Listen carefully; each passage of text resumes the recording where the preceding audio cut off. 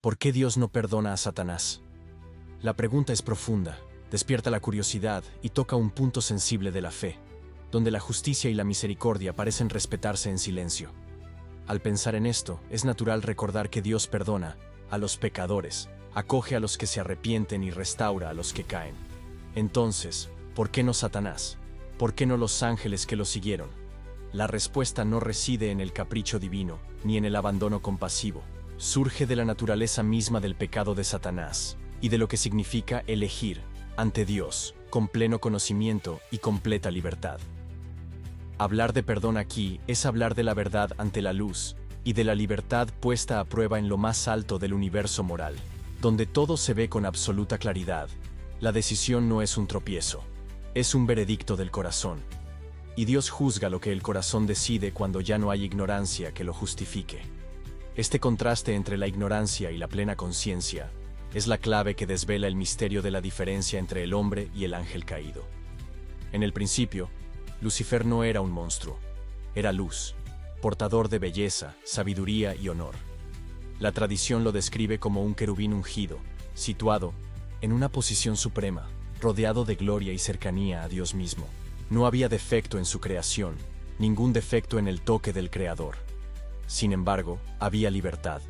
Y la libertad no es un adorno, es un riesgo sagrado.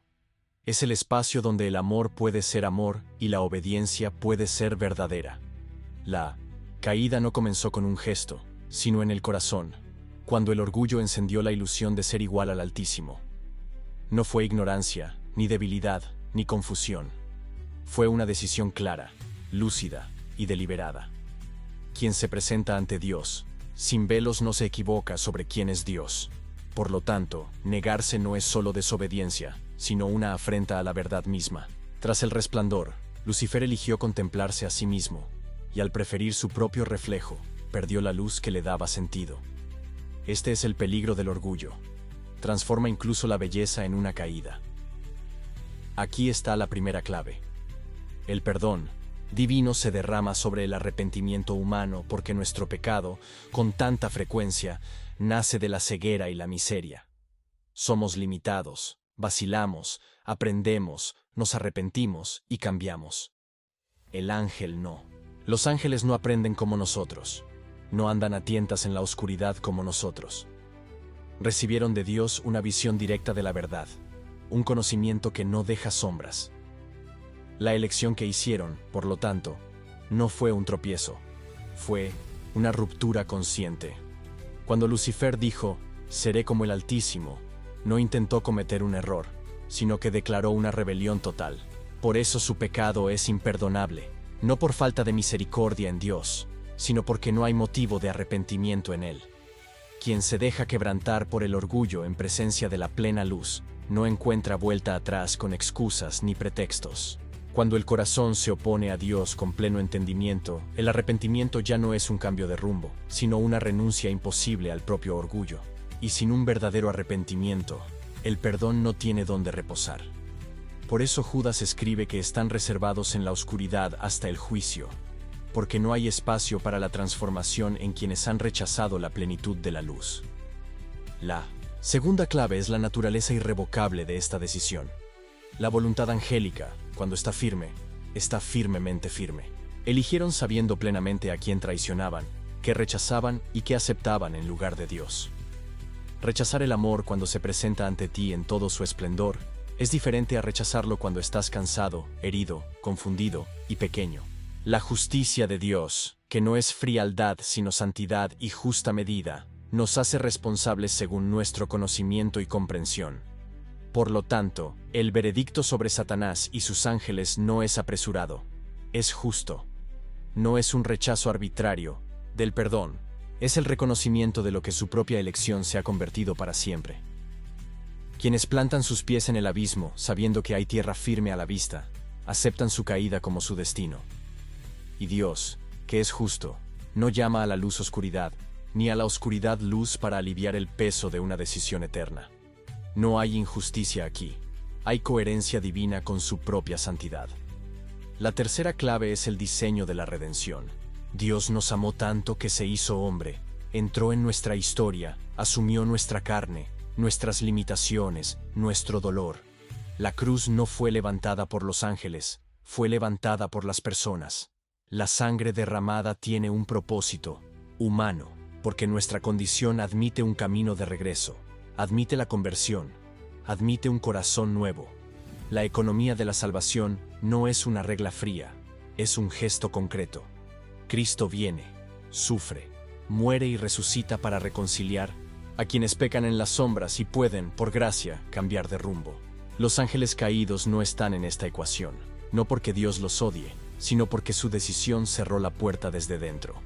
El Redentor se identifica con nosotros para guiarnos de regreso, y es precisamente esta identificación la que los ángeles, inmutables en su elección, rechazaron para siempre. Donde la encarnación abre un camino, el rechazo angélico construye un muro que ningún atajo puede sortear. Como escribió Pablo, Cristo Jesús vino al mundo para salvar a los pecadores. No se hizo una promesa similar a los ángeles rebeldes. Alguien podría preguntarse, ¿qué hay de una segunda oportunidad? Si Dios es tan paciente, ¿por qué no le ofreció otra a Satanás? Consideremos lo que significaría una segunda oportunidad sin arrepentimiento. Significaría perdonar la propia negativa de Dios, sin un corazón quebrantado, sin amar la verdad, sin ceder el orgullo. El perdón, en las Escrituras, no se trata de borrar la realidad, se trata de transformar al pecador. Donde no hay deseo de volver, donde no hay dolor por la ofensa, el perdón no tiene cabida. Además, en el caso de Satanás, donde hay un rechazo lúcido y continuo, ¿qué se le pediría a Dios? ¿Que trate la santidad como irrelevante? ¿Que ignore la libertad llevada al extremo en su contra? Dios no viola la libertad que Él mismo dio. La respeta, incluso cuando esa libertad se vuelve contra la luz.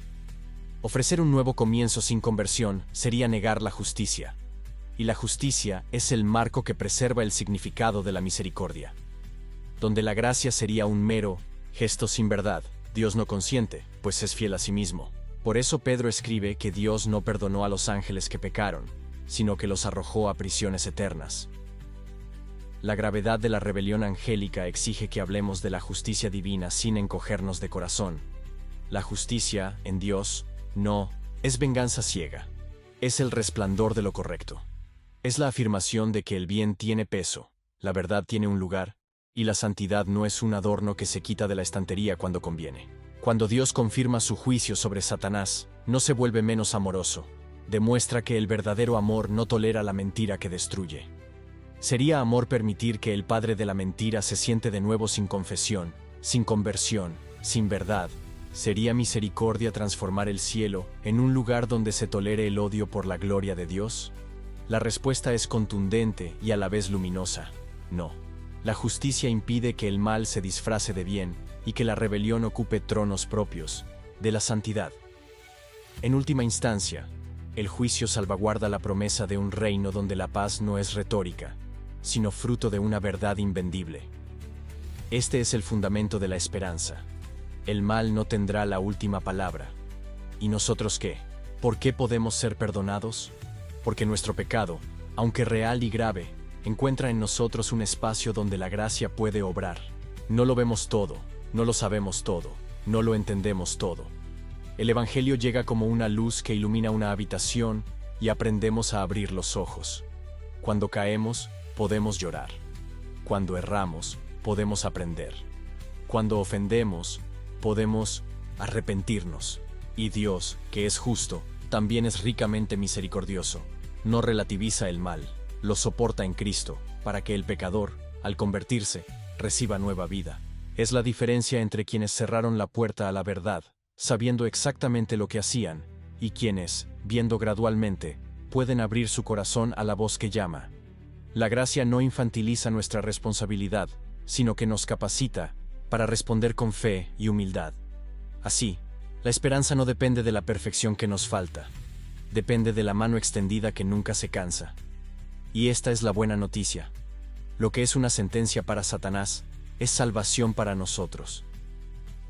Hay un punto que no se puede ignorar: el orgullo. El orgullo es la columna vertebral del pecado de Satanás, el nervio que sostiene su rechazo.